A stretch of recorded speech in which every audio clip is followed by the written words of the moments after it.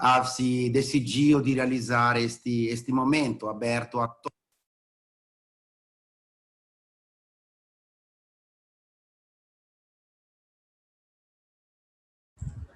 Jacopo, perdemos o tuo microfone. Bom, estamos com um problema técnico com Jacopo, que vamos esperar que consiga resolvê-los, tá? Vou assumir a apresentação. Alessandro, está ok? Ok. Bom, Jacopo estava colocando um pouco este desafio que temos do Covid, da necessidade de poder utilizar novas tecnologias para poder nos encontrar de forma virtual.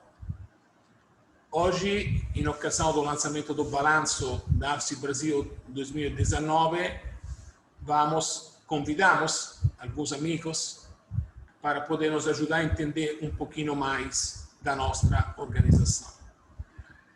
Eu vou iniciar fazendo uma introdução, depois teremos um momento de diálogo com alguns amigos através de perguntas e respostas, e depois temos uma nossa amiga, ex-colaboradora, Tássia, que vamos apresentá-la mais em seguida, que vai contar um pouco, testemunhar um pouco a experiência que ela está fazendo.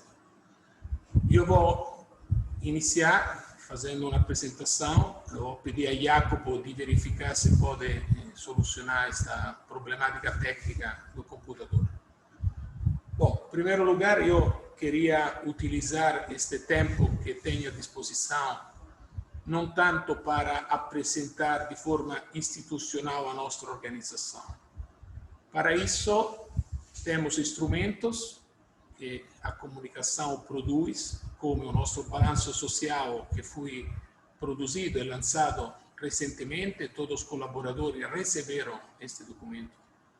Temos o nosso site, que está também em fase de revisão para o lançamento de um novo site, onde se pode realmente conhecer muito bem a nossa organização e as nossas redes sociais. Esses instrumentos de comunicação mostram o que fazemos, mostram qual é o nosso trabalho. Eu queria hoje mais utilizar este pouco tempo que tenho à disposição para poder provocar uma resposta a uma pergunta. A qual organização pertencemos? Ou seja, explicitar um pouquinho melhor o que é a AFSI Brasil. Principalmente porque nos últimos períodos, também durante a pandemia, a AFSI cresceu, integrou outros colaboradores e sentimos a necessidade de responder a esta pergunta. A AFSI é uma organização sem fim lucrativo, de estatuto brasileiro, que atua, a partir desta sua missão, quello que nós chamamos periferias do mundo. Ou seja, vocês, que são nossos colaboradores, atuam todos os dias, enfrentando situações difíceis, junto com pessoas que vivem vulnerabilidade social. E junto com essas pessoas, compartilham as necessidades e, em alguns casos, a extrema miséria que estas pessoas são constrangidas a viver. Esta situação, já extremamente delicada, assume, durante o Covid, um elemento extremamente mais difícil.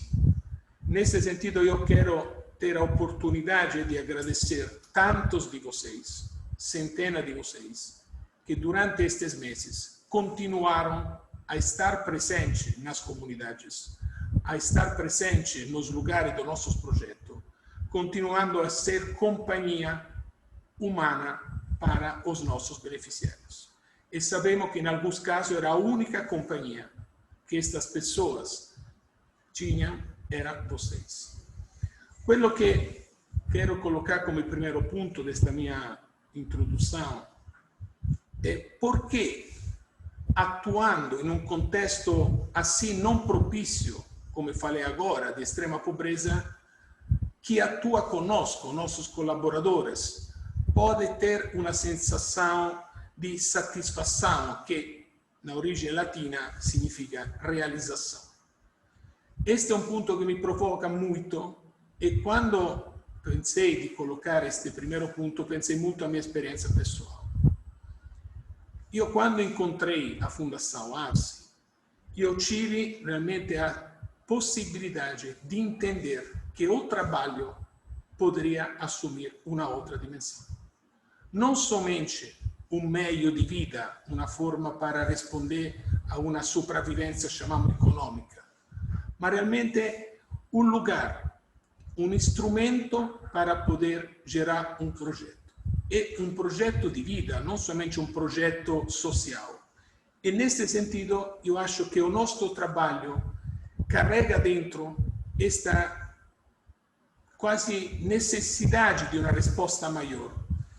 E podemos falar que esta resposta implica, no percurso profissional e de colaboração, não somente um crescimento profissional, mas principalmente um florescimento humano das pessoas que trabalham conosco. Esta foi também a minha experiência que eu vejo em muito de vocês, em tantíssimas pessoas. Eu conheço história de pessoas que entraram na ARSI atuando inicialmente em projetos pequenos, que cresceram, que estudaram, que tiveram um crescimento profissional, mas principalmente aquilo que me deixa muito feliz, ver este florescimento humano das nossas pessoas. Nós somos buscadores de sentidos e não exclusivamente buscadores de um trabalho. O trabalho é a oportunidade com a qual respondemos ao sentido mais amplo da nossa vida. A nossa missão, que é o ponto central pelo qual existimos, é estar nestas periferias para criar condições para que as pessoas sejam mais autônomas, mais protagonistas da própria vida. Esta é a missão da ARSI. E fazendo o nosso trabalho e contribuindo a isso, a nossa satisfação humana assume um valor muito importante. Neste sentido, uma coerência com esta nossa missão significa que a nossa organização não tem que somente pensar ao nosso fazer, aos nossos projetos. Nós precisamos entender até o fundo esta missão última da ARSI. Qualquer ação, qualquer projeto, qualquer destinação de recurso, qualquer colaborador tem que saber que a nossa ação é contribuir ao protagonismo de outras pessoas. Fazemos isso através dos projetos. Mas este é o ponto original da ARSI. Não somos as melhores empresas ou organizações da um ponto de vista técnico. Nós somos, provavelmente, uma grande organização que, fielmente à sua missão, tem como objetivo ajudar as pessoas ao próprio protagonismo. Isso é aquilo que nos move. Neste sentido, eu acho muito importante que este movimento da nossa missão parte de um reconhecimento da pessoa com um valor único, irrepetível.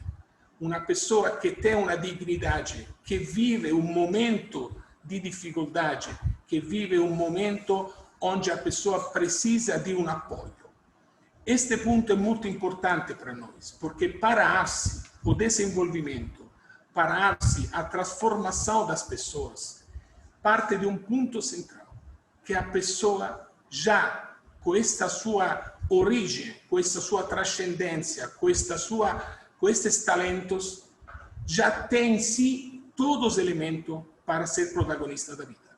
Qual é o ponto? Que em alguns momentos, em alguma circunstância, estas pessoas precisam de uma ajuda para se colocar em movimento. E como eu quero deixar uma imagem, é como se falamos de um motor que momentaneamente está parado porque a sua bateria não tem energia. Qual é a nossa função? É consertar esta bateria para que crie uma faísca neste motor. Este motor se ricoloque em movimento. Como é bonito ver isso quando eu tenho a oportunidade, ultimamente menos, de viajar para Boa Vista, que vejo estas famílias entrar no nosso centro de acolhidas totalmente perdidas, sem uma esperança na vida, sem um entusiasmo para a vida, deixando atrás relações afetivas. E entrando nestes nossos centros, encontrar alguém que possa gerar esta faísca. Recoloca ele em movimento. Mas depois, como é bonito ver estas famílias transferidas para uma outra cidade com trabalho e depois um tempo ver estas pessoas autônomas, com um trabalho, com uma família, com uma casa, com uma inserção socioeconômica na nova sociedade. O que precisou foi ligar este motor, foi recriar esta esperança nestas pessoas, recolocar em movimento esta pessoa. E chegando no final desta minha introdução, qual é o elemento que gera esta faísca? O que gera esse se recolocar em movimento? É um encontro humano. Que encontrar-se em qualquer projeto, pode ser um projeto de entrega de uma lâmpada, pode ser um projeto educativo, pode ser um projeto da migração, o desenvolvimento. Esta faísca nasce de um encontro humano. E com quem? Com vocês. A nossa equipe é exatamente aquela oportunidade de encontrar alguém com uma paixão para este alguém, para este homem, estas mulheres, que vivem uma momentânea situação de dificuldade, para criar esta faísca e recolocá-la em movimento. Este afetos, esta afeição, esta presença gerada para o amor para essas pessoas. Tem uma frase que no início da minha experiência na AFSI sempre me ajudou a entender o que significa gerar desenvolvimento. É de um cineasta russo chamado Tarkovsky, que ele escreve: tu bem sabes, não consegues alguma coisa, estás cansado, não aguentas mais. Quantas pessoas vocês encontram todos os dias que não aguentam mais, que não tem mais força de dar um passo na vida? E de repente encontras na multidão o olhar de alguém, um olhar humano, é como se tivesse te aproximado de um divino escondido. E de repente tudo se torna mais simples. Tudo se torna mais simples. Este é o desenvolvimento para nós. Esta capacidade de vocês, dos nossos colaboradores, estar nestas periferias, com este amor para essas pessoas, para criar esta faísca que permite dentro da multidão. Imagina quando vamos dentro de uma área de favelas, que fazemos um evento. Lá a pessoa pode ver um olhar humano diferente. E isso realmente cria uma mudança. E de repente se torna mais simples. Esta mudança que é feita de pessoas como vocês, que com as limitações humanas, com tudo que o humano carrega, são a oportunidade para outras pessoas reiniciar uma nova vida. Portanto, e concluo, a AFSI não será avaliada exclusivamente, ripeto, exclusivamente, pelos atendimentos sociais que realizamos, pelo número de projetos que realizamos, pelos migrantes que integramos no Brasil, pelos equipamentos que distribuímos, pelas publicações que fazemos, mas pela capacidade de ser promotora de mudança de vida de outras pessoas a partir do encontro humano com vocês.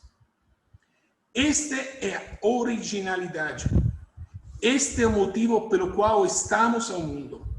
Este é o motivo pelo qual vocês, conosco, acordam de manhã, certos que, estando dentro desta organização, pode ter um crescimento humano, profissional, florescer humanamente, porque está construindo pedaços de mundo melhor.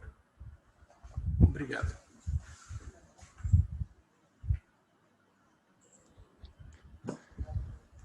Pronto.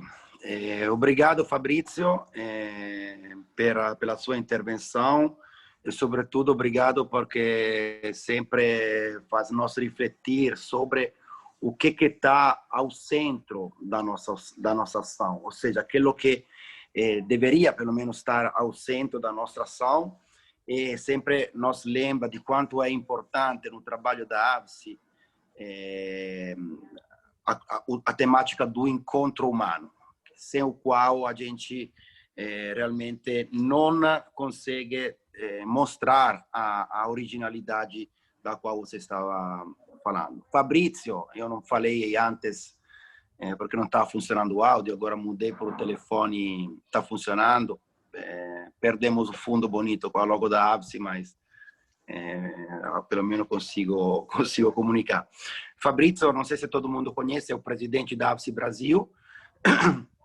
Ele começou a trabalhar na Fundação ABSE da Romênia em 1998, é formado em arquitetura e tem uma especialização uma especialização sobre patrimônio histórico na Faculdade de Arquitetura de Roma. Atualmente ele detém 2 cargos paralelos, é presidente da ABSE Brasil e também é Regional Manager da Fundação ABSE para América Latina.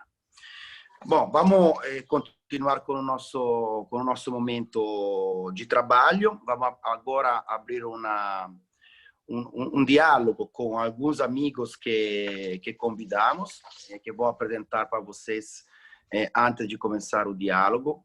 O primeiro é Javier Gavilanes, é uma pessoa que tem uma larga experiência no âmbito da cooperação internacional. Ele foi um dos fundadores de CESAL, uma organização não governamental espanhola que é muito próxima à Fundação ABSE, mas também teve uma trajetória muito diferenciada, trabalhou tanto no setor público que no setor privado, que no terceiro setor, além das organizações internacionais, sempre trabalhando no âmbito da cooperação para o desenvolvimento. Atualmente, ele é um consultor independente da cooperação espanhola e da cooperação e da União Europeia sobre cooperação triangular entre América Latina e Europa, e com uma dedicação específica para a Agenda 2030. E depois temos nesse diálogo Rosita Milesi, irmã Rosita Milesi, que é membro da congregação das irmãs calabrinianas, é advogada, membro do setor pastoral de mobilidade humana da Conferência Nacional do Bispo do Brasil, atua na atenção a migrantes e refugiados há mais de 30 anos, é fundadora do Instituto Migrações e Direitos Humanos, instituição da qual é atual presidente. Coordena a publicação do caderno de debates Refúgio, Migrações e Cidadania, já na sua 15ª edição, em 2020. É membro também, membro observador do Comitê Nacional para os Refugiados. Por fim, não claramente por importância, Valdeci Antônio Ferreira, que já participou conosco em alguns momentos durante os encontros anuais dos anos passados. Ele é leigo missionário comboniano, é formado em metalurgia pela Escola Técnica Vital Brasil, é bacharel em Ciências Jurídicas na Universidade de Itaúna e na Ciência Teológica pela PUC de Rio de Janeiro. Ele é fundador da APAC, Associação de Proteção e Assistência aos Condenados de Itaúna, a primeira APAC de Minas Gerais, e também da Associação de Leigos Missionários Combonianos. Atualmente é diretor-geral da Fraternidade Brasileira de Assistência aos Condenados, entidade que congrega as APAC do Brasil e assessora as APACs no exterior, e mantém a unidade de propósito das associações e orienta, assiste, fiscaliza e zela pelo fiel cumprimento da metodologia. É conselheiro do CEMAIS, do Centro Mineiro de Alianças Intersetoriais, e assessor do método APAC junto à Prison Fellowship International, que é um órgão consultivo da ONU sobre assuntos penitenciários. Em 2017, ele foi premiado pela Folha de São Paulo como empreendedor social do ano e é também autor de várias obras, vários livros. Mais importante, a missão a partir das periferias do mundo, juntando cacos, resgatando vidas, método APAC e sistematização de processo, e é coautor do livro Parceiro da Ressurreição, juntamente com o advogado Mário Ottoboni. Vamos, então, começar o nosso diálogo com os nossos convidados, que queria justamente agradecer para a disponibilidade de estar conosco hoje, inclusive de sábado à tarde.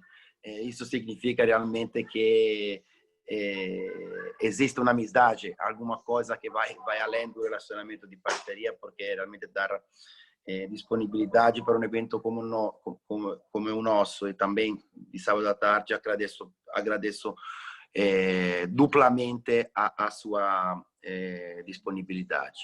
Eu queria começar fazendo uma pergunta para Javier Gavilanes, para tentar de nós ajudar a entender o relacionamento da atuação da AVSI, todo o seu repertório, né, as suas atividades, as suas ações nos 8 âmbitos de atuação que a AVSI Brasil, na qual a AVSI Brasil está atuando atualmente, e tentar explicitar para nós qual é o link, a contribuição que a AVSI está dando ou pode dar para o alcance dos objetivos da Agenda do Desenvolvimento Sustentável de 2030. Então, cedo a palavra para Javier, para nos ajudar a entender esse ponto específico. Ok, muito obrigado. Sem dúvida é um prazer e é uma honra estar aqui. Obrigado por esta possibilidade, e não custa nada estar um sábado à tarde com tão bons amigos, amigos de há muito tempo. De facto, lembrava-me hoje que eu estive presente no momento em que o Alberto Piatti, diretor da AVSI, nos comunicou a várias pessoas que estávamos naquele momento dentro da equipa de trabalho da AVSI, da CESAL, nos comunicou: temos aqui o Fabrício, que parte para o Brasil. E veio o Fabrício e fez uma apresentação muito bonita. Já passaram uns quantos anos, Fabrício, disto. Portanto, bem, não é só um prazer e uma honra, é um verdadeiro gosto estar aqui e compartilhar esta tarde. Esta tarde que nos encontra num momento complexo, como vocês já disseram, um momento mundial e globalmente complexo, pelos efeitos desta situação sanitária que estamos sofrendo em todo o mundo, não? E nesse sentido há um acordo, um consenso internacional de que realmente agora, neste momento, a prioridade deve ser responder aos efeitos imediatos, primários desta crise, não? Os efeitos sanitários, os efeitos sociais e económicos, não? Salvar vidas, em primeiro lugar, e atender aqueles que foram mais afetados do ponto de vista sanitário, social e económico, que é uma grande parte do trabalho que a AVSI Brasil está já fazendo, e estão fazendo praticamente a comunidade internacional nesse sentido, não? Mas todos queremos pensar que este digamos, um exercício circunstancial que responde a uma situação de crise e de pós-crise, que hoje, oxalá, tenha um percurso curto e sejamos capazes de acompanhar e de responder de uma forma rápida e voltar depois a um percurso mais de desenvolvimento e mais de meio e longo prazo. Não será fácil e nada será igual à situação anterior, mas todos queremos pensar realmente que depois desta fase de resposta à emergência, por chamar desta maneira, possamos ter de novo um enfoque, uma perspectiva de desenvolvimento, não? E essa perspectiva de desenvolvimento deverá ser, logicamente, alimentada por estas aprendizagens deste tempo, não? Para essa segunda fase, para essa fase imediatamente posterior, mas também para agora, a Agenda 2030, sem dúvida, tem alguns elementos interessantes que vale a pena ter em conta. Mas antes de falar da Agenda 2030, neste curto espaço de tempo, acho que vale a pena dar um salto atrás e ir até o ano 2000, não? Dependendo do público, alguns no ano 2000 estavam indo à escola ou ao colégio ainda, outros já não, outros já trabalhávamos e estávamos nisto, mas bom, no ano 2000 teve aquele efeito de ser uma mudança de século, não? Aquele grande encontro de todos os países nas Nações Unidas e aquele grande acordo global sobre a Declaração do Milénio e os Objetivos de Desenvolvimento do Milénio, não? Que pronto, teve um grande efeito, um acordo que todos os países se puseram de acordo em objetivos, uma série de metas, de indicadores e de um sistema de seguimento. É uma coisa interessante, não? Mas aquela agenda, a agenda do ano 2000, era uma agenda muito orientada à luta contra a pobreza, não? Que de facto era necessário que fosse assim de alguma maneira, não? Mas também fazia uma interpretação da pessoa, das pessoas e da pessoa, do ser humano, muito neste critério, não? Os pobres e os ricos, não? E aqui entramos já, no fundo, um primeiro passo, no fundo da questão, não? Porque para a AFSI, para a CESAL, para os nossos sócios na América Latina e em todo o mundo, o problema nunca foi um problema de pobres e ricos. Nunca foi um problema de quem tem mais ou quem tem menos. Nunca foi um problema de ter. Foi um problema de ser, não? O desafio do desenvolvimento é o ser, não é o ter, não? Portanto, a agenda do ano 2000, a agenda do milénio, foi muito interessante, realmente contribuiu à luta contra a pobreza. Muitos indicadores de pobreza realmente melhoraram muito, não só graças à agenda diretamente, mas também há muitos processos paralelos que surgiram da própria agenda, mas sempre com aquela questão de fundo de entender o desenvolvimento como os pobres e os ricos, não? Sintetizando muito, ok? Outro elemento interessante deste percurso do ano 2000 ao 2015, portanto, entre os objetivos do milénio e os objetivos da Agenda 2030, foi esta reflexão, precisamente. Estamos falando de pobres, nós estamos falando da pessoa, do ser humano, da humanidade, não?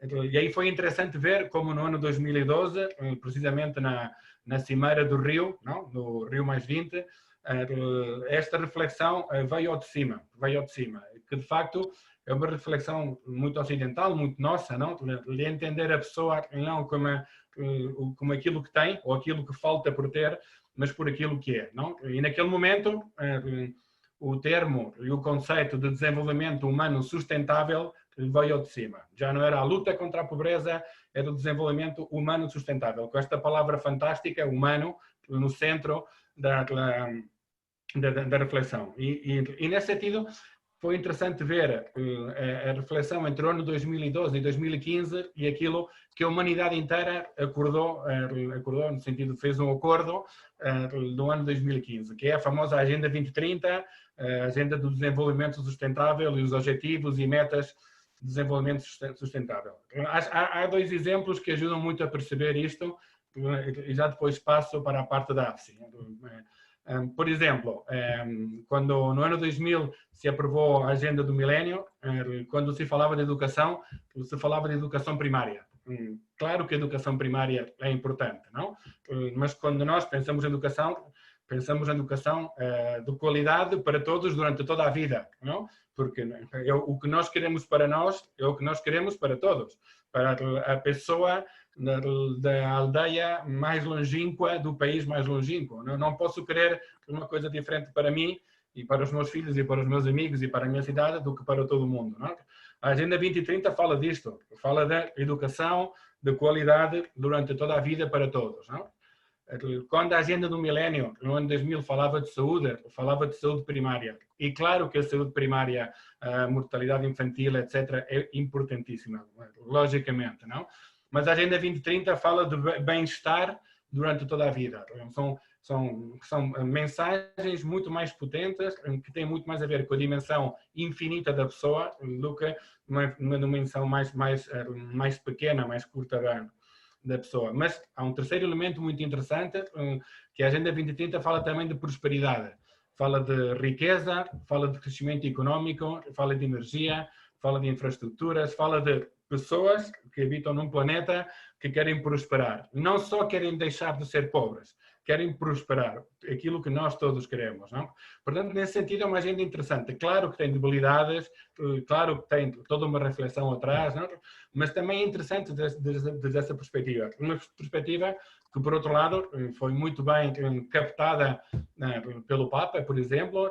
O Papa esteve presente na aprovação da agenda em Nova Iorque, no ano de 2015, esteve presente há umas semanas atrás na reflexão dos 5 anos da aprovação da agenda, dos 10 anos que temos pela frente, e nesse sentido é interessante. A AFSI, não? A AFSI, o que é que a AFSI pode ter a dizer? O que é que o vosso trabalho em toda a América Latina, em todo o Brasil ou em Boa Vista pode ter a dizer nesse sentido? Em primeiro lugar, eu acho que a AFSI tem uma vocação global, humana e integral. Não? A AFSI não joga em casa, a AFSI joga em todo o mundo, uma globalidade grande. Não? E com esta perspectiva humana e o ser humano percebido como integral. Portanto, há uma sintonia de início grande entre a AFSI. Não? E depois a AFSI tem outra particularidade que se vê bem no relatório que vocês aprovaram agora e difundiram agora. Não? Esta forte especialização, não? 8 setores, não? Podem ser esses ou podem ser outros, não? Mas o facto é que são esses. A agenda é muito complexa e a agenda precisa de grandes profissionais, a agenda precisa de pessoas, instituições que sabem muito e fazem bem aquilo que fazem, mas que ao mesmo tempo, e aqui é outro elemento importante, ao mesmo tempo são flexíveis, sabem se adaptar, são elásticas, são criativas, deixam-se provocar pela realidade e pelas pessoas que estão na realidade.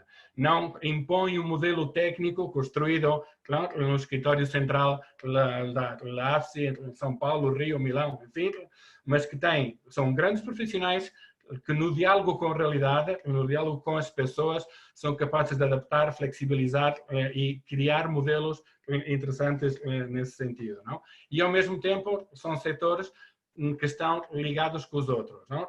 Logicamente, a agenda não se pode fazer sozinho, a AFSI não pode construir a agenda sozinho, mas a AFSI tem também uma grande capacidade de diálogo com todos os atores para contribuir a todos os objetivos. Não? Termino dizendo, a AFSI, só pelo trabalho que já faz, pelo trabalho nesses 8 setores, já está contribuindo para a agenda. Já está contribuindo para esta agenda integral, global e humana. Não? E, ao mesmo tempo, contribui de uma forma muito mais sutil, mas muito mais interessante, através deste método flexível, aberto, que está determinado pela pessoa que tenho em frente e não pela minha ideia. Não?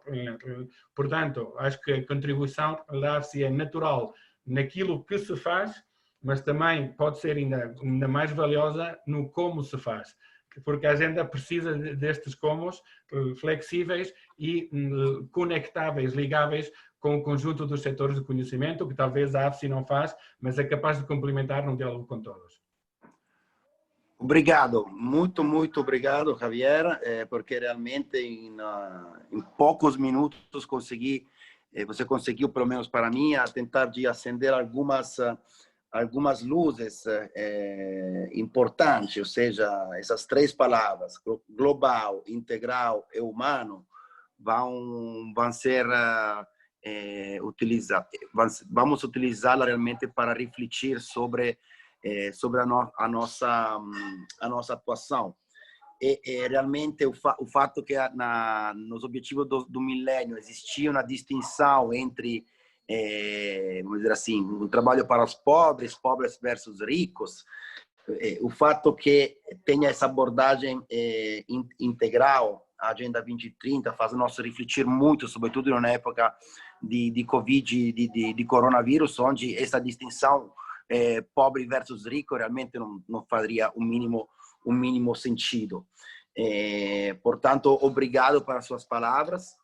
Agora, seguindo em frente, eu gostaria de perguntar para Valdeci se ele não poderia nos ajudar a entender um pouco o que Fabrício estava colocando.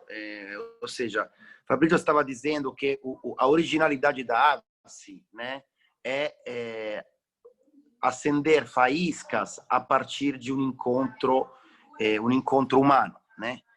E este isolamento forçado nos levou a ter uma dificuldade de encontrar as pessoas, ou de qualquer forma encontrá-la de forma diferente. Eu conheço bem o trabalho de vocês, da FEBAC, o trabalho da APAC, e sei que foi um desafio grande para vocês também. Portanto, eu gostaria que você pudesse compartilhar conosco como é possível, como foi possível para a APAC e para a FEBAC ser fiel à sua missão, com a finalidade de ser companhia humana para o desenvolvimento de pessoa em uma situação de pandemia. Para a AVSE foi um desafio. A gente gostaria, está sendo um desafio, a gente gostaria de escutar um pouco a sua experiência também para poder fazer um confronto, né, entre a nossa modalidade de atuação e a modalidade de atuação da FEBAC e das APAC nesse período de pandemia. Boa tarde. Primeiro, eu queria agradecer de modo muito carinhoso ao Fabrício e ao Jacopo por esse convite. Para mim é sempre uma honra, uma alegria enorme poder participar de eventos como este, que, sobretudo, nos permitem compartilhar um pouco das nossas experiências.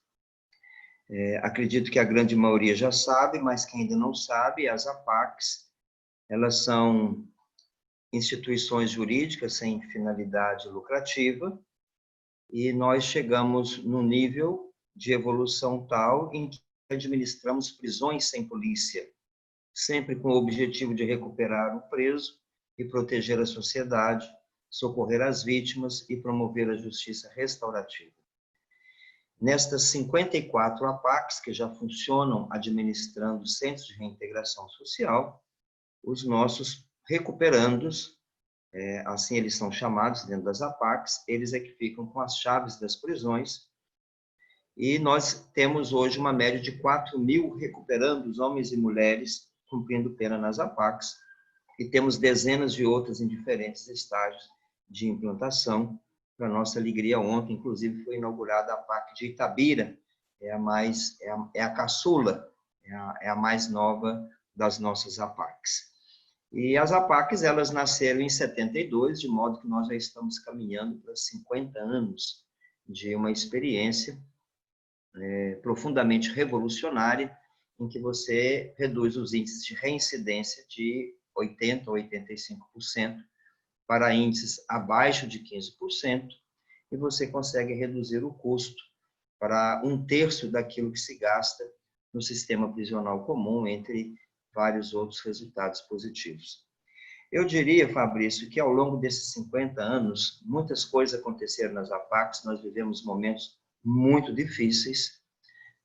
A morte do Franz de Castro, que era um dos voluntários, vice-presidente do Dr. Mário, o encerramento das atividades da APAC de São José dos Campos, São Paulo, onde iniciou toda essa experiência. E eu próprio, ao longo de 37 anos de uma vida totalmente dedicada a esta causa, eu enfrentei momentos muito difíceis. Passei muitas noites em claro, sobretudo para tomar decisões que implicavam a vida das pessoas. Mas nada foi tão difícil para mim, nenhuma decisão foi tão difícil ao longo de 37 anos, quando eu tive que assinar uma portaria suspendendo a visita dos familiares dos recuperandos e recuperandas das APACs. Foram 3 dias de uma profunda angústia, de uma solidão existencial, que ao final eu tinha que tomar aquela decisão, por questões de proteção da vida, por questões sanitárias, etc. Mas não foi fácil porque todo o nosso trabalho ele se assenta no encontro com os familiares, com os filhos, com as esposas, com as mães, com as avós, com os irmãos, no encontro com os voluntários, dessas pessoas que chegam e de modo gratuito, levando um amor incondicional para aqueles recuperandos. Então, o encontro com os professores da rede escolar, no ensino fundamental, no ensino médio, etc. Então, suspender a entrada de todos os visitantes nas APACs, restringindo a entrada tão somente aos funcionários das APACs, foi realmente uma decisão muito, muito, muito difícil. Acho que é a decisão mais difícil que já tomei na minha vida. Atualmente, várias APACs, nós já conseguimos flexibilizar as visitas dos familiares, dos voluntários ainda não. Mesmo assim, apenas um ente de cada família e que não pode ser do grupo de risco, de modo que, mesmo em algumas APACs femininas, onde a visita foi flexibilizada, nós temos as nossas recuperandas que há 7 meses não têm contato com seus filhos. Então, isso tem sido muito doloroso. Eu diria que a pandemia, ela trouxe à tona uma frase que, para mim, ela é muito própria de Gandhi, quando ele dizia: o velho mundo agoniza, o novo tarda a nascer, e nesta noite surgem os monstros. Então, nós temos, de fato, um velho mundo que está agonizando, que está morrendo, mas que ainda não morreu, que ainda está agonizando. Nós temos um novo mundo que está nascendo, que está gestando, mas que ainda não está pronto. E no meio de tudo isso, nessa noite escura, de fato, surgem os monstros. E a gente verificou em loco, nas APACs, surgirem vários monstros. O monstro do medo, da depressão, da angústia, da ansiedade, do nervosismo. Nós tivemos problemas muito sérios em algumas APACs, porque as pessoas elas acabaram ficando com um profundo medo de morrer e também que seus entes queridos morressem e eles não pudessem sequer participar dessa despedida, de participar do velório, etc. Então, foi necessário, nesta noite, nos reinventar. Tivemos que nos reinventar. A partir do momento que você não tem mais os voluntários, que você não tem as atividades socializadoras, você não tem os momentos de espiritualidade, você não tem a escola. O artesanato não adianta fazer porque ninguém compra, ninguém vende. As oficinas profissionalizantes deixaram de produzir porque também ninguém vendia, ninguém comprava. Então, foi preciso reinventar e aqui a presença dos parceiros foi fundamental. No caso, aqui muito específico, queria, nesta tarde de sábado, agradecer do mais fundo do meu coração, em nome de todas as APACs, de todos os voluntários, funcionários, e em especial dos recuperandos e recuperandas, pela ajuda da Fundação Ábice, que também se reinventou nesses tempos, e nós conseguimos, juntamente com outros parceiros, a começar uma produção de máscaras, sobretudo no início da pandemia, não havia máscara sequer para comprar, começamos de modo muito improvisado a produção de máscaras dentro das APACs, e depois a Ábice nos ajudou com insumos para a produção de máscaras já em grande escala, nos permitiu a compra de máquinas de costura, inclusive vai ficar um grande legado para as APACs após essa pandemia, porque nós vamos ficar com dezenas de unidades produtivas dentro das APACs, nos permitiu a entrega de produtos de higiene para atender às prescrições sanitárias. Então, hoje, em todas as APACs, há um rigor extremado com o uso de álcool gel, de água sanitária, permitiu a compra de equipamentos, de aparelhos para aferir a temperatura dos recuperandos, dos funcionários, né? A realização de testes de Covid naquelas APACs que foram mais afetadas, como Caratinga, Frutal, Paracatu. Então, foram várias as ações que nos permitiu, no mês passado, atingir a meta de 1 milhão de máscaras produzidas e doadas para asilos, para secretarias de saúde, para os presos do sistema comum, funcionários do sistema comum, para as famílias dos recuperandos, para os próprios funcionários. E, ao que tudo indica, até o final deste ano, nós iremos atingir a meta de 2 milhões de máscaras produzidas dentro das APACs, entre as várias outras ações que nós conseguimos nesses tempos de pandemia. Então, mais uma vez, queria aqui agradecer a todos vocês, de modo muito especial a todos vocês da AVS. Obrigado, Valdeci, pela sua intervenção, seu testemunho, que evidenciou que momentos dramáticos foram atravessados, estão sendo atravessados por todos, né? Às vezes a gente não tem bem presente os impactos para as pessoas ainda mais vulneráveis, como, por exemplo, as pessoas privadas de liberdades, que entre medo de difusão dentro dos presídios, com a impossibilidade de isolamento social,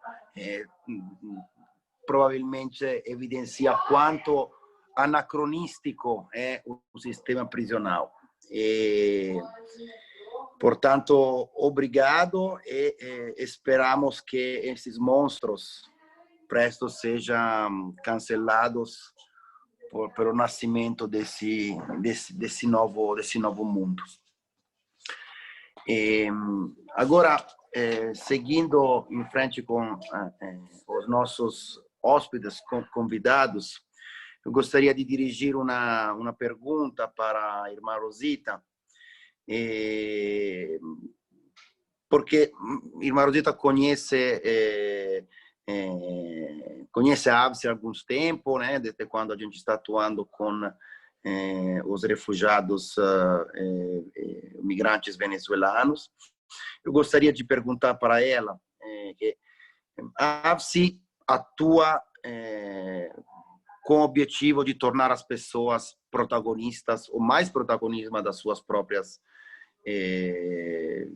vidas, incorporando uma lógica de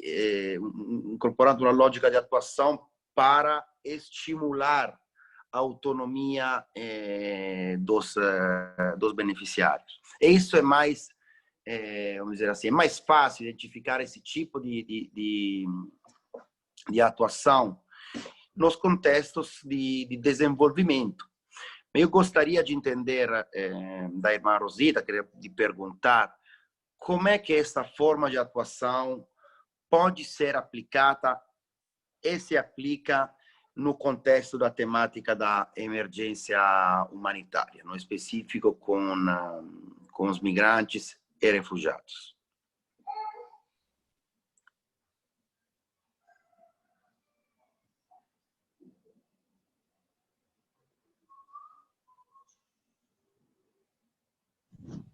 Está bem o som?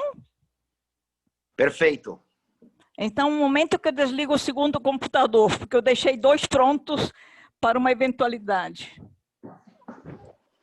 Todo o tempo. Um backup é sempre importante. Não, eu desliguei porque pode dar alguma interferência. Bem, então, boa tarde, uma saudação muito especial, muito carinhosa a quem está nos ouvindo, a quem está me ouvindo. E agradeço muito a oportunidade. Eu sou, nesse contexto, a pessoa que menos, entre os que já falaram, menos conviveu propriamente com a AVS. Mas isso não me mantém distante, nem me deixa alheia.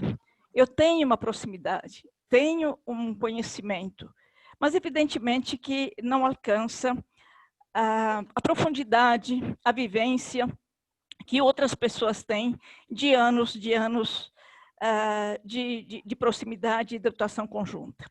Contudo, eu tentei buscar muito, refletir, e escrevi algumas linhas para poder dar a minha contribuição, expressar, enfim, aquilo que eu posso, talvez limitado, talvez não tão abrangente ou não tão significativo, mas a esperança que eu tenho é de que, assim como eu já tive a oportunidade de conhecer a AVSE, a ponto de poder falar, também a parceria que nós temos vai me dar muito mais oportunidade de não apenas estar próximo, mas de realmente conviver. Eu busquei realmente conhecer um pouco mais a AVSE, mas a conheço, estive em Roraima, vi o seu trabalho. Estamos implementando um projeto conjunto aqui em Brasília, do Centro de Acolhida, e temos muitas relações, muitos contatos, sempre muito ricos e enriquecedores para mim, com as pessoas da AVSE, evidentemente com o senhor Fabrício e com várias outras pessoas, tanto lá em Roraima quanto aqui em Brasília. Apenas vou repetir, que a AVSE tem por finalidade o desenvolvimento de programas no âmbito social, econômico, ambiental, energético, cultural, educativo, formativo, visando, aqui está, a promoção da dignidade da pessoa humana em todas as suas expressões. É cristalino para mim, é claro que o desenvolvimento integral da pessoa humana é a marca, é mais do que isto, é a missão que a AVSE elegeu para si. Amigos e amigas, permitam que eu chame assim porque eu acho que um elo comum nos une. São tantas pessoas que estão nos seguindo, muitas eu não conheço, mas há um elo comum entre nós. E este elo comum é a dignidade do ser humano. Ali todos e todas nos encontramos. Se há algo que eu particularmente admiro e do qual a AVSE pode e deve, a meu ver, sentir-se orgulhosa, é ver que em nome e com os olhos fitos no desenvolvimento integral do ser humano, a AVSE se coloca em emergências humanitárias. E no caso específico aqui no Brasil, emergência humanitária, onde estão migrantes e refugiados. Não sei se o som está bom, se precisa aumentar. Tá bem. É ali, neste espaço, num dos cenários de sofrimento do mundo atual, não é o único, mas um grande cenário de sofrimento do mundo atual, que os migrantes e os refugiados aparecem como os sujeitos emblemáticos da exclusão, fala Papa Francisco. Sujeitos emblemáticos da exclusão. Porque, além dos incômodos e sofrimentos inerentes à sua condição de estarem em processo migratório indesejado, forçado por crises às quais eles não deram causa, é ali que estas pessoas, aos milhares, acabam sendo também alvo de juízos negativos que os consideram como causa de males sociais, fala o Papa Francisco. Lamenta o Papa esta circunstância. AVSE, ao eleger estar nas emergências humanitárias, se faz presente justo e junto ao ser humano no momento em que ele mais precisa encontrar quem o faça sentir que há esperança.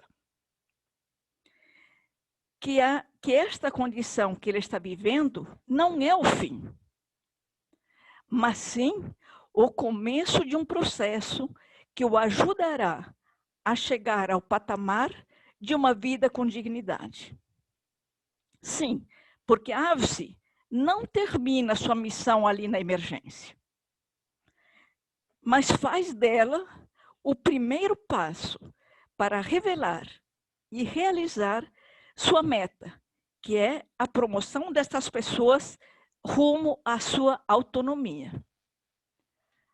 AVSE coloca-se na emergência, a meu ver, muito sabiamente, porque é onde a pessoa está desfeita, enfraquecida, abatida, sem chão, sem lar, devido à destruição pela qual passou.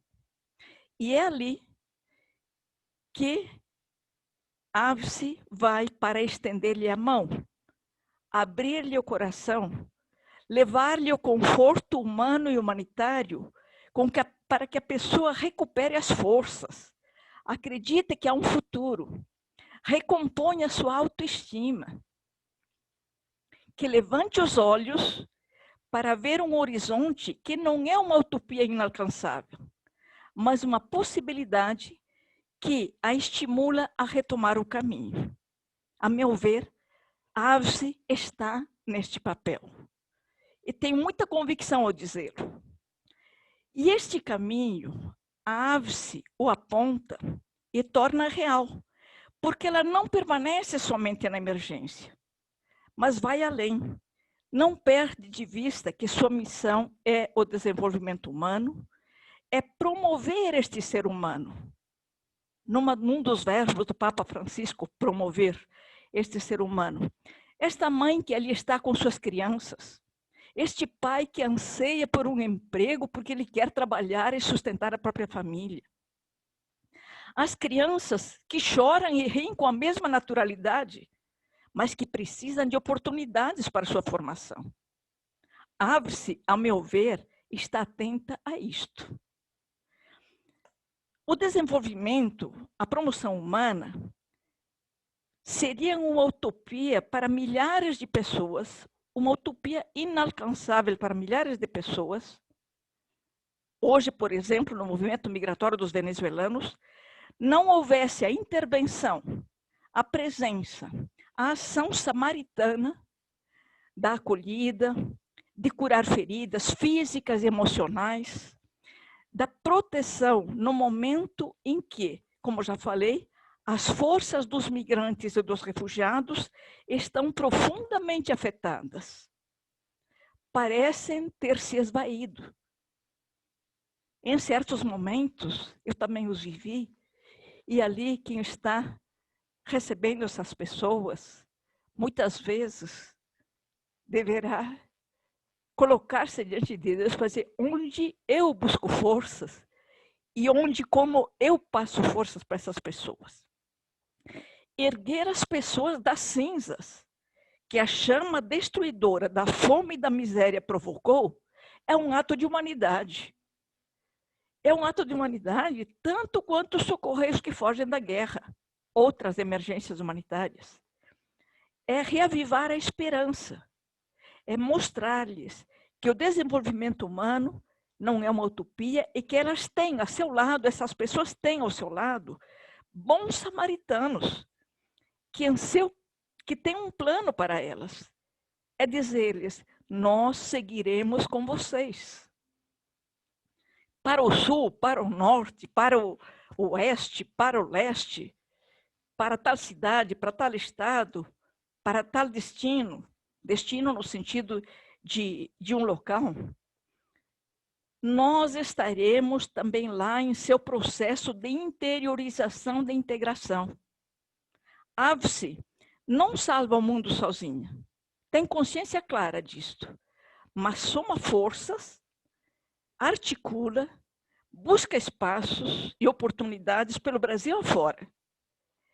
E o faz justamente para poder dizer aos migrantes e aos refugiados de hoje, não encerramos aqui num abrigo a nossa jornada. Porque nossa meta não é parcial. Não é acomodar-nos na assistência emergencial, embora muito necessária. Nossa meta não se conclui no alimentar o corpo, sem olhar para a alma, para o coração, para o espírito, para o sonho que vocês, migrantes e refugiados, neste momento estão nutrindo. Nós, AVSE, imagino o que dirão, porque eu sinto que é assim, sonhamos com vocês o sonho, como dizia Dom Helder Câmara. Quando se sonha sozinho, é apenas um sonho. Quando sonhamos juntos, é o começo da realidade. Por isso a AVSE está ali, na emergência, e está com a meta, com a perspectiva em outros âmbitos, em outros espaços. A AVSE merece nossa reverência, pois está presente onde as cinzas de uma crise humanitária têm forçado milhares de pessoas a migrar e a buscar refúgio em outras terras. Mas ali está para tornar esse espaço o coração que acolhe, o caminho que promove e o salto de qualidade para novos espaços de integração, que é lá no local onde a pessoa vai encontrar a sua perspectiva, que a AVSE vem preparando com carinho, que a AVSE vem buscando com carinho esses espaços. A AVSE teve o descortino, a lucidez, a iluminação de ampliar seu olhar, sua presença e sua ação, vinculando a necessidade de atuar nas emergências humanitárias para ajudar o ser humano a recuperar-se, a recolocar-se como sujeito de uma trajetória de reconstrução para a sua autonomia. É isso que a AVSE faz. Ela está lá para dar força, mas para apontar e para ajudá-los a que percebam que eles têm força, capacidade e carinho, acompanhamento para recomeçar um caminho, para serem protagonistas num contexto de desenvolvimento humano, como expressa a finalidade estatutária da AVSE, mas não só por causa do estatuto, e sim como é o próprio apelo do Cristo que salva. É o apelo da doutrina social da Igreja, do magistério da Igreja. Alcançar um desenvolvimento humano, chegar a um desenvolvimento que mereça, como escreveu Paulo VI, o nome, o chamado, ser chamado, o novo nome da paz. Para mim, a AVSE constrói, traça, vive e ajuda os migrantes e os refugiados a chegar a este ponto, a buscar a sua autonomia e sentir-se um dia, como nós já vimos muitas vezes, e vamos ver muito mais, porque ainda é um processo recente, pessoas que vão dizer, hoje eu me recuperei, hoje eu estou no meu caminho, hoje eu me sinto sujeito da minha história, hoje eu sou parte de uma comunidade, hoje eu sou gente que se sente feliz e que consegue, com as próprias forças, caminhar, andar, realizar-se, enfim, encontrar aquilo que a AVSE se coloca desde o seu princípio, um nível de desenvolvimento, como eu falei, que mereça o nome de paz. Muito obrigada pela oportunidade. Obrigado, Rosita, pela sua intervenção e, sobretudo, eu fiquei extremamente fascinado do entusiasmo das suas palavras e, sobretudo, apesar de ser via vídeo, do entusiasmo e da luz, do brilho dos seus olhos. Eu quase me emocionei quando a senhora mencionou o fato da AVSE estar presente, estar junto com essas pessoas para startar processos, para gerar uma esperança que starta um processo para chegar no desenvolvimento integral lá no final. Mas eu gostaria de avançar, de fazer uma outra pergunta para você, irmã Rosita, que é uma pergunta que eu vou fazer a todos os nossos convidados. Mas eu gostaria de partir justamente de você, porque agora a AVSI contribui às pessoas, contribui para que as pessoas alcancem a paz. Realmente é uma coisa muito bonita que a senhora falou da nossa organização.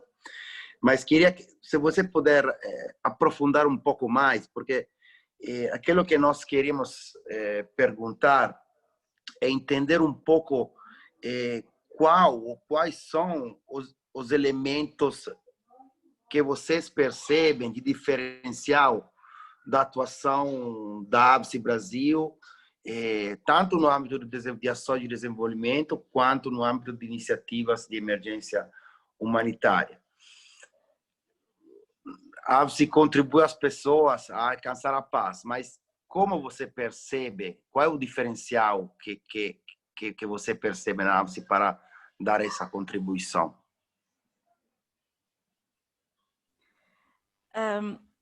Desde o momento em que me foi falado sobre esse aspecto, o que eu via na AVSI, quer dizer, quando me passaram a questão, né, para eu pensar, enfim, em expressar o que eu vejo na AVSI de uma particularidade. Evidentemente, há inúmeras.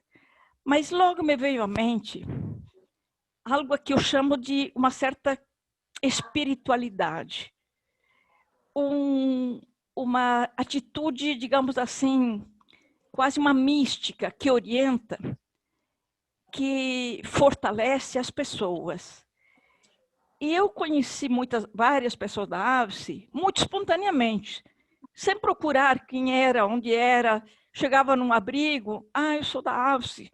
Chegava numa outra comunidade, nós estamos aqui, somos a AVSI. Bem, hoje eu já tenho mais familiaridade.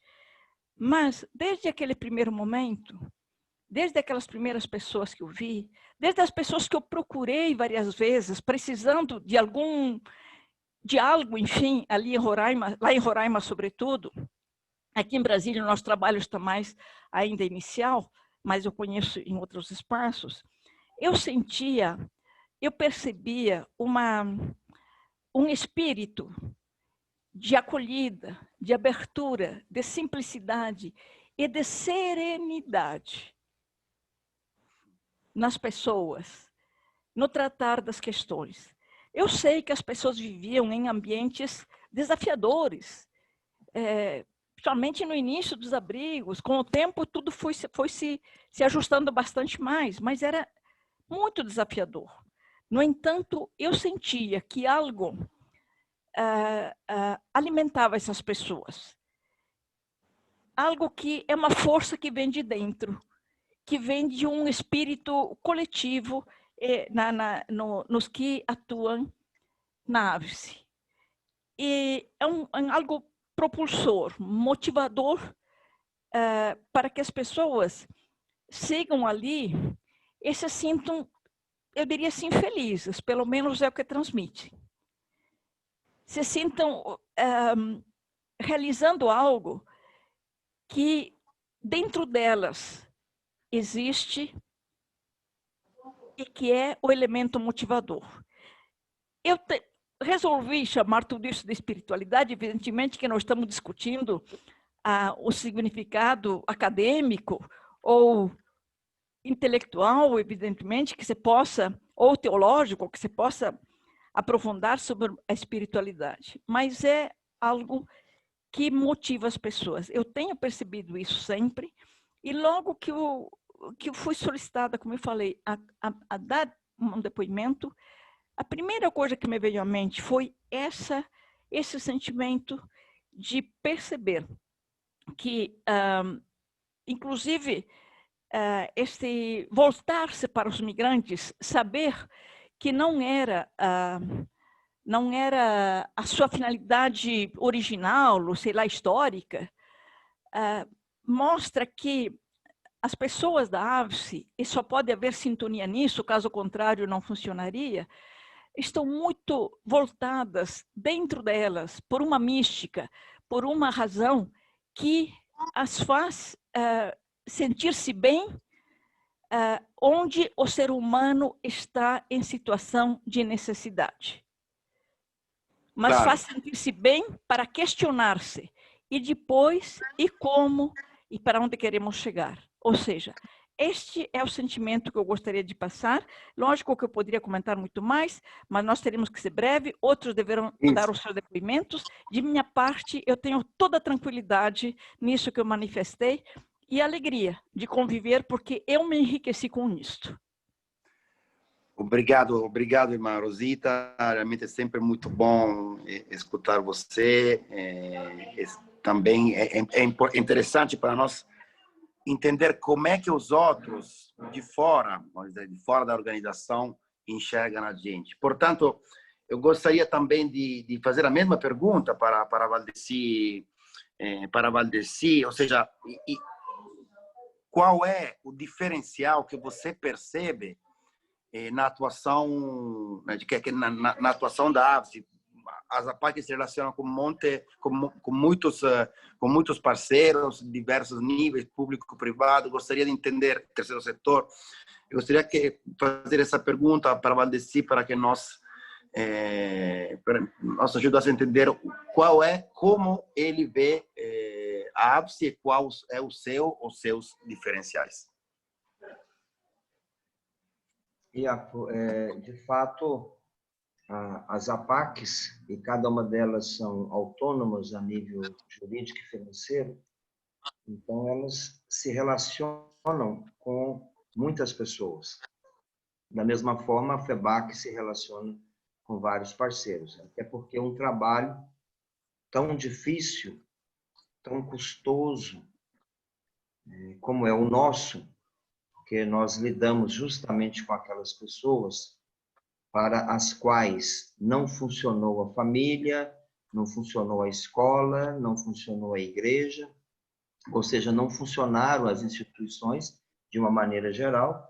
Então, nós lidamos com pessoas que são, de fato, consideradas o lixo da sociedade. A carne podre que não adianta mais colocar sal, porque já está perdido. Dr. Mário tem um livro que traz justamente esse título: Ninguém é irrecuperável.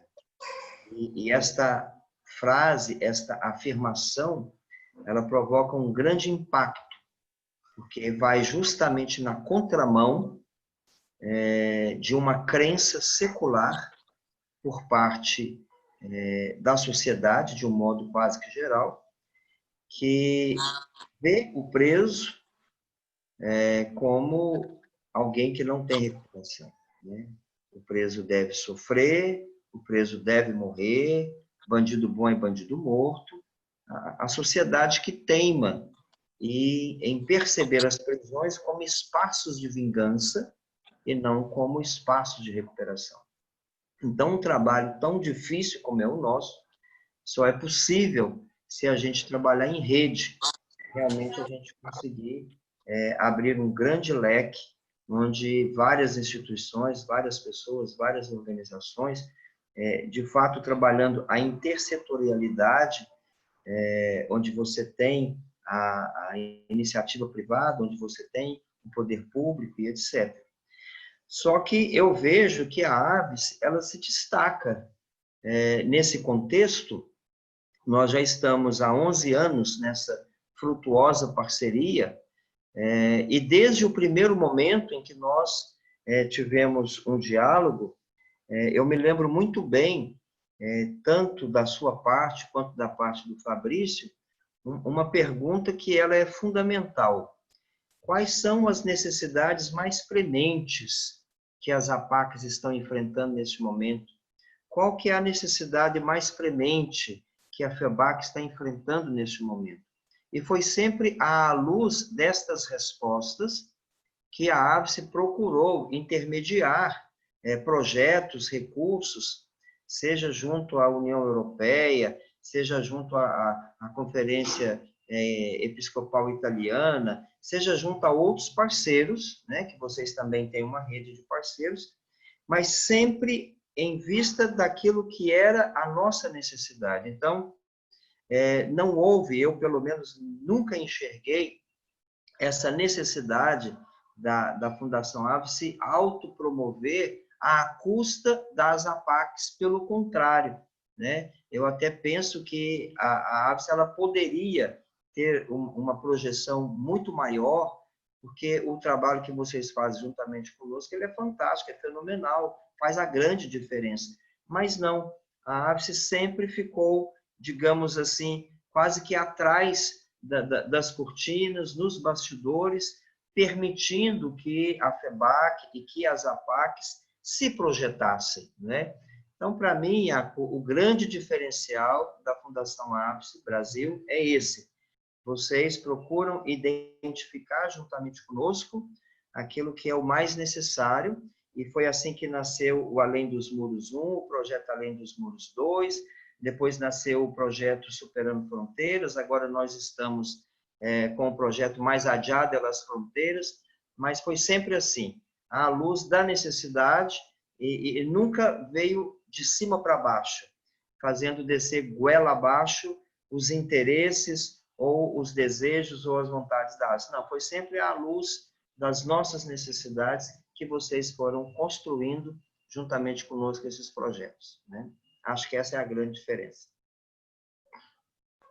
Obrigado, Valdeci, pela síntese também. Estamos um pouco atrasados, então vou já passar a palavra para Javier, por a mesma pergunta, quais são os diferenciais que você enxerga na atuação da AVE, tanto na emergência humanitária quanto em iniciativa de desenvolvimento.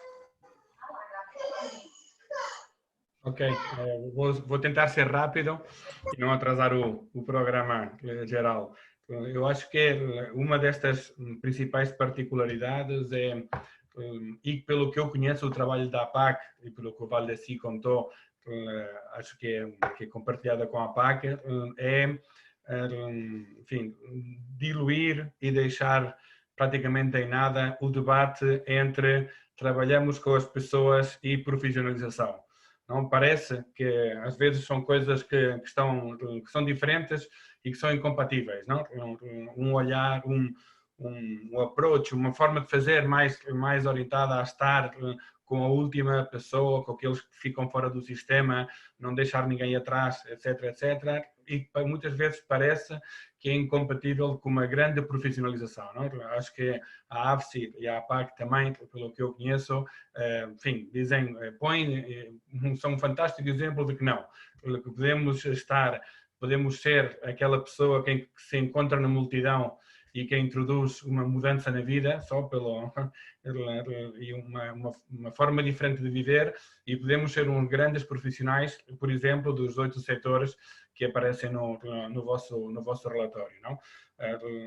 Porque a vida é assim, porque nós na nossa vida privada também somos assim, somos pessoas que fazemos um percurso profissional, não deveria ser diferente no âmbito social.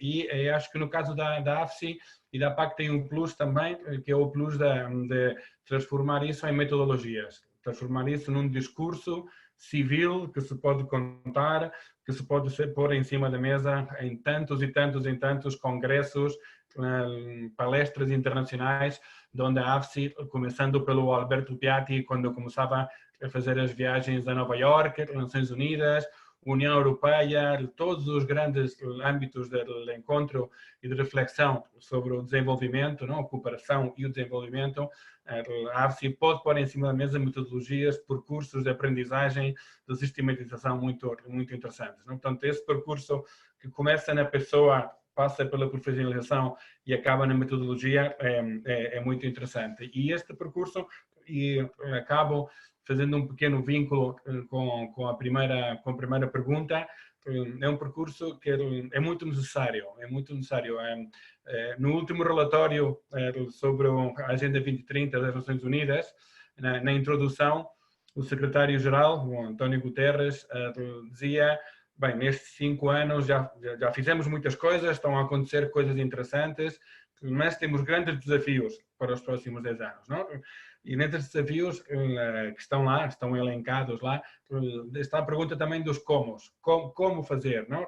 Como implementar esta agenda e como fazer esses desafios, não? Esta contribuição da ABSI que pode parecer evidente, mas não é, esta capacidade de fazer o percurso completo a esta metodologia contrastável e pública, enfim, vale muito a pena para este momento a nível global. E uma última coisa, lembrar também que assim como é fácil para nós perceber que tudo isto acontece num encontro com as pessoas de Boa Vista, do último bairro, não? Do último centro prisional, enfim, da última esquina do planeta. Acontece também no encontro com aqueles que tomam as decisões, não? Com aqueles que estão em Nova Iorque, com aqueles que estão em Bruxelas, com aqueles que estão, enfim, nos grandes escritórios, mas também com aqueles que estão no terreno e com vocês compartilham. Portanto, eles são também parte desse processo e acho que a ABSI sempre teve essa inteligência de estar próximo deles, de contar com eles, de somá-los a este processo. Portanto, assim, digamos, o ciclo fica completo, não fica ninguém de fora e aquilo que nós aprendemos trabalhando um dia de manhã numa pequena creche em Boa Vista, isso vai chegar, de alguma maneira, através de relações particulares, onde tem de chegar para começar a mudança, não? Se Deus quiser, e que já está querendo, porque está acontecendo. Obrigado, Javier, também pela síntese.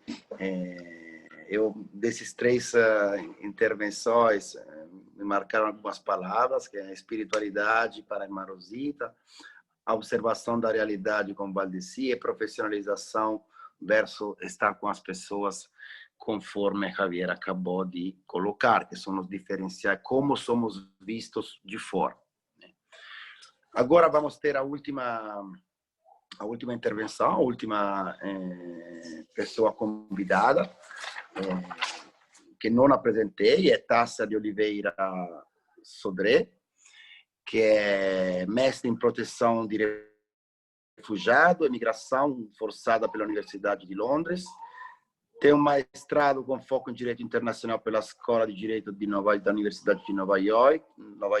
Atualmente é oficial associada da proteção do Acnur em Pasto, Colômbia, desde maio de 2020. Já fui assistente sênior de proteção Acnur em Boa Vista, entre outubro de 2019 e maio de 2020.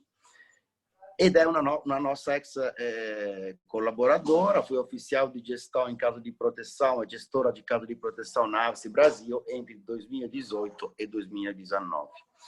Então, eu queria que Tássia pudesse nos contar um pouco, a partir da sua experiência, e compartilhar conosco como a ABSI possa ser uma oportunidade de crescimento, né? Possa promover um processo de crescimento profissional e humano aos seus colaboradores. Olá, boa tarde a todos e todas. É um prazer estar aqui. Muito obrigada, ABSI Brasil, pelo convite. Eu me chamo Tássia, fui colaboradora da ABSI entre junho de 2018 e agosto de 2019 no projeto em Boa Vista. E eu estou aqui para contar um pouco da minha experiência humanitária, dividir isso com vocês. Eu sei que há colaboradores de vários projetos da ABSI aqui. A minha experiência foi em Boa Vista, então muitos dos ensinamentos que eu vou compartilhar eles estão ligados a isso, mas eu de verdade acredito que são pontos de reflexão para todos nós que trabalhamos diretamente com pessoas, com a realização e concretização de direitos humanos. Então, eu espero que seja de valia para todos nós, se trabalhamos ou não dentro dos abrigos ou com refugiados e solicitantes de refúgio. Então, eu gostaria de iniciar trazendo a frase e essa ideia da pessoa no centro de desenvolvimento que a ABSI tem como seu norte. E que os trabalhadores da ABSI devem ter, como os colaboradores da ABSI devem ter como seu norte também na sua atuação. E quando a gente pensa na pessoa no centro de desenvolvimento, geralmente a nossa tendência é pensar no receptor do nosso trabalho, né? Naquele que vai se beneficiar do que nós fazemos, do que nós tentamos realizar e concretizar. E a gente esquece que nós também somos pessoas e que nós também, como trabalhadores, precisamos estar no centro do desenvolvimento.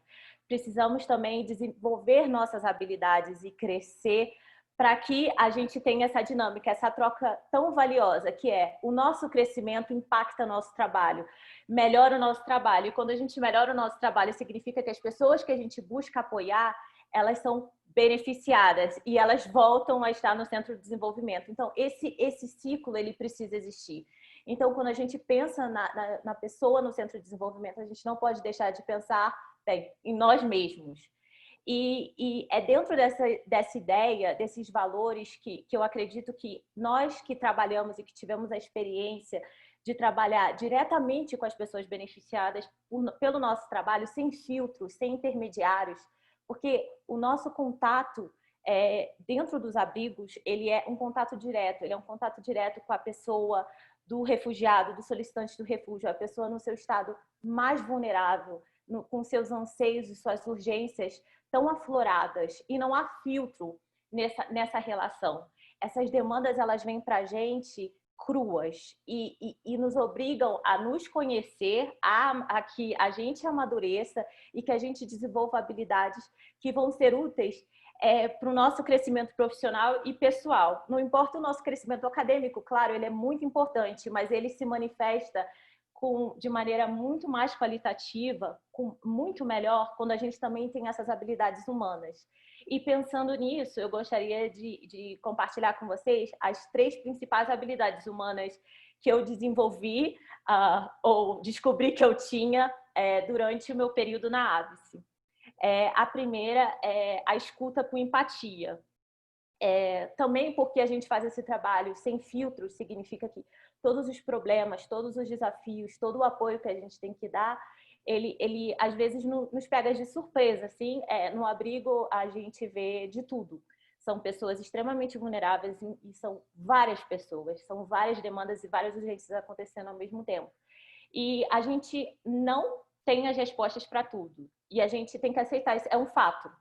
A gente não vai poder solucionar todos os problemas do mundo, mas às vezes está aberto para acolher a pessoa, escutar a pessoa com respeito e empatia, já traz uma estabilidade que faz com que ela se coloque em um lugar de mais paz do que quando ela foi buscar o nosso trabalho, o nosso apoio.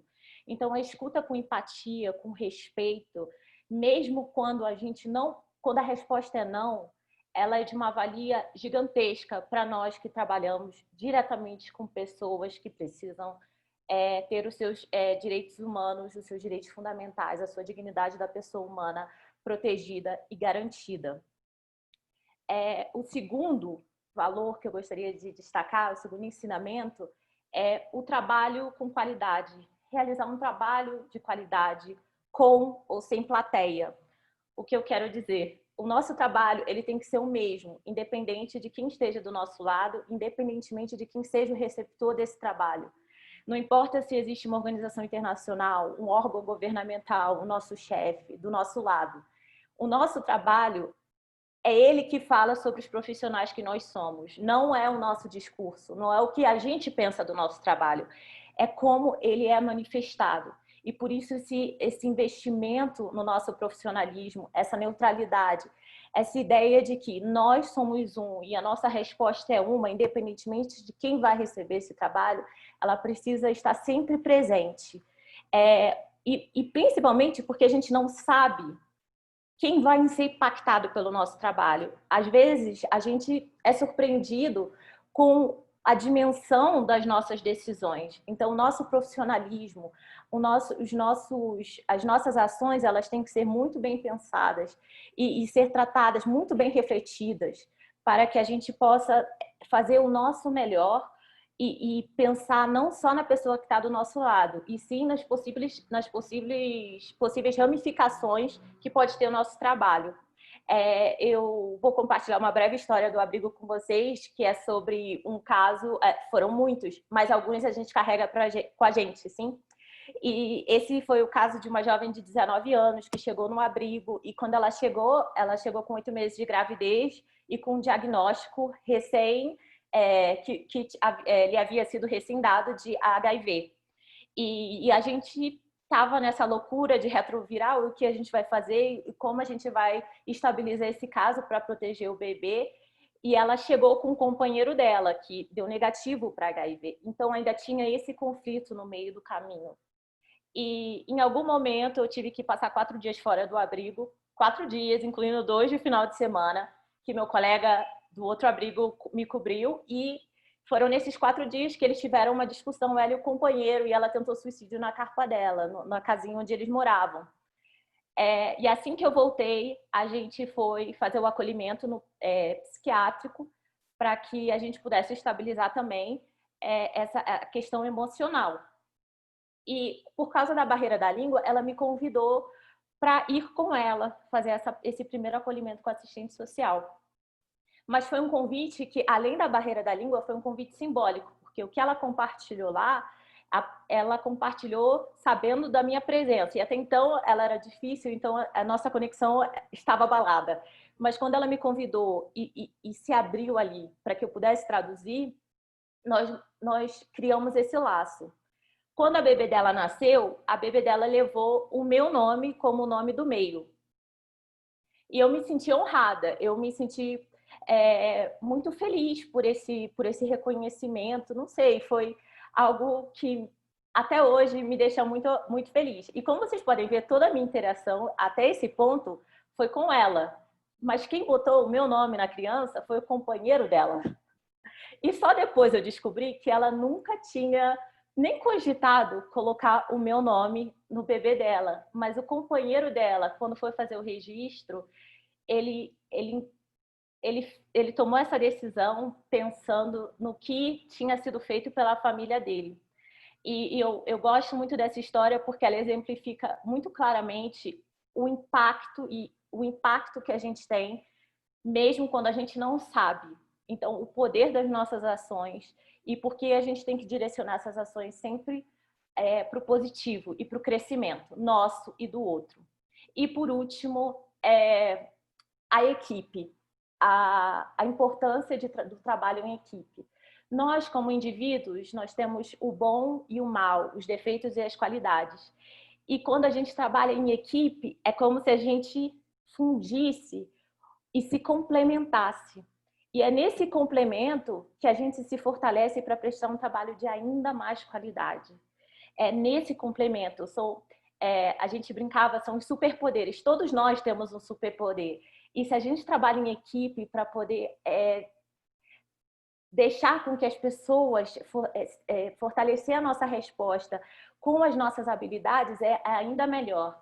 O nosso termo de referência diz que nós somos oficiais de registro, de gestão de caso, mas não significa que por trás a gente não possa ter a nossa própria rede de apoio, com quem a gente reflete, com quem a gente constrói, com quem a gente divide conhecimento, para que quando a gente pense numa resposta, a gente pense numa resposta complementar, uma resposta que de fato vai apoiar a pessoa de maneira holística e de maneira efetiva. E isso a gente faz em equipe. Além disso tudo, a equipe é a nossa rede de apoio.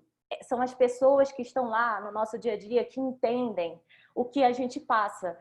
Muitos dos eu tenho certeza que quando a gente tenta explicar, né, para terceiros que não estão no abrigo, que não conhecem, mas o que você faz? Não, eu sou oficial de gestão de casa. Mas o que é? Ah, não, eu garanto o acesso ao direito de mulheres sobreviventes de violência, de crianças que precisam de escola. Ah, tá. E você, o que você faz? Não, eu sou oficial de registro. Eu atualizo uma plataforma com entrada, saída e transferências de pessoas de abrigo. Ah, sim, ok. Mas é a sua equipe que sabe o que é uma sobrevivente de violência de gênero bater na sua porta depois de sofrer uma agressão. É a sua equipe que sabe a intensidade que é ver alguém do conselho tutelar levar 2 crianças e tirá-las da mãe. É a sua equipe que sabe o que é ser comunicado que vem uma família com 2 crianças, separar a casinha e tá toda preparada e descobrir que existia um cadeirante na família e agora a família está no final do abrigo, no abrigo de brita, e você tem que resolver esse problema. A intensidade desse trabalho, essas dificuldades e esses desafios são os vínculos que você forma com a sua equipe, que é a sua rede de apoio. E eu acredito muito também que é por causa desses vínculos que eu estou aqui hoje. E eu também digo para vocês que a minha equipe, da minha época de AVSE, é a minha rede de apoio até hoje. É com quem eu compartilho os meus desafios, as minhas angústias, ou que a gente pensa juntos novos desafios, porque eu sei que eles vão entender de onde eu venho, eu sei que eles vão entender quais são as minhas dificuldades, e a gente pode pensar juntos em novas respostas. A minha chefe aqui no Boa Vista, ela dizia que, quando brincavam sobre o cargo dela, ela dizia que não existia glamour. O trabalho era o mesmo, o que muda é a responsabilidade. E eu acho que é exatamente isso. O andar para frente significa que a gente vai trazer essas habilidades que a gente desenvolveu no terreno, no contato direto com as pessoas, que eu considero um superpoder também, que agora todos nós temos, porque esse olhar, esse saber o que é necessário para que as nossas ideias, elas não sejam só boas ideias, elas sejam ideias úteis, que tenham um impacto no campo. E às vezes as pessoas não têm isso no escritório, né? E a gente tem isso, a gente tem essa habilidade, essa sensibilidade. Então, o andar para frente significa carregar uma mochila com todas essas habilidades. Não é um deixar para trás. Sim, a gente constrói pontes. A gente anda para frente com todas essas experiências adquiridas, com todas essas pessoas que a gente impactou, que nos impactaram, para fazer um trabalho melhor e maior, porque o escopo do trabalho ele cresce, né? O impacto das nossas ações ele cresce conforme a gente vai galgando outros cargos. Então é importante que a gente construa pontes e essa rede de apoio, lembrando sempre, e aí eu finalizo, que a gente deve deixar um sistema. Nosso trabalho é sermos dispensáveis, significa que o trabalho ele tem que ser de qualidade, não importa se estamos lá ou não. Então, quando a gente anda para frente, a gente também tem a responsabilidade de garantir que quem fica vai continuar recebendo o mesmo trabalho, na mesma qualidade. É isso. Obrigada. Obrigado a você, Tássia, pelo seu tempo, sobretudo pela sua testemunha, que mostra, com certeza, a partir do seu encontro da AVSE, o percurso que você fez. Mas a coisa que para mim é muito interessante é que os vínculos gerados dentro da AVSE com aquilo que você chamou ex-colegas, que eu acho que agora são amigos, me parece que realmente uma bagagem que você construiu, que vai ficar com você, serão para sempre, por muitos anos. Bom, a gente está um pouquinho atrasado, mas não muito. Como primeira experiência de imobiliário, eu acho que foi positiva em termos de gestão do tempo. Então, eu queria finalizar, né, esse momento agradecendo todos os palestrantes que participaram, Javier, Valdeci, Rosita e Tássia, que acabei de agradecer. Agradecer também todos que assistiram a esse momento e desejar a todos uma boa leitura do nosso novo Balanço Social 2019. Obrigado a todos e bom sábado.